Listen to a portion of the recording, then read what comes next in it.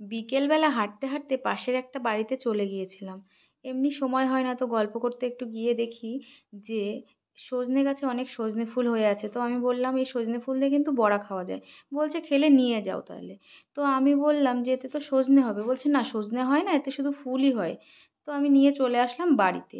দেখো ফুলগুলো, এইবার কিন্তু ফুলগুলোকে ভালো করে একটা একটা করে বেছে নিতে হবে পরিষ্কার করে। তো দেখো আমি কিন্তু বেছে নিয়েছি সব সজনে ফুলগুলো। তারপর কিন্তু খানিকক্ষণ ভিজিয়ে রেখেছিলাম যাতে যত ময়লাগুলো থাকে সব পরিষ্কার হয়ে যায়। তারপরে ওটাকে বারবার করে ধুয়েও ফেলেছি আর তোমাদের সাথেও কিছুটা শেয়ার করলাম। দেখো এটাকে কিভাবে ধোয়া হয়েছে। তো পরিষ্কার হয়ে গেছে ধোয়ার পরে। তো আমি তুলে নিয়েছি। তুলে নেওয়ার পরে দেখো কি করছি। লবণ, হলুদ আর হচ্ছে গিয়ে লঙ্কা কুচি আর বেসন, চালের গুঁড়োও দেওয়া যেতে পারে, যেহেতু চালের গুঁড়ো আমার কাছে ছিল না তাই আর দিতে পারিনি। তো ভালো করে দেখো মেখে নিয়েছি। এবার মেখে নিয়ে বড়ার আকারটা তৈরি করতে হবে এটাকে।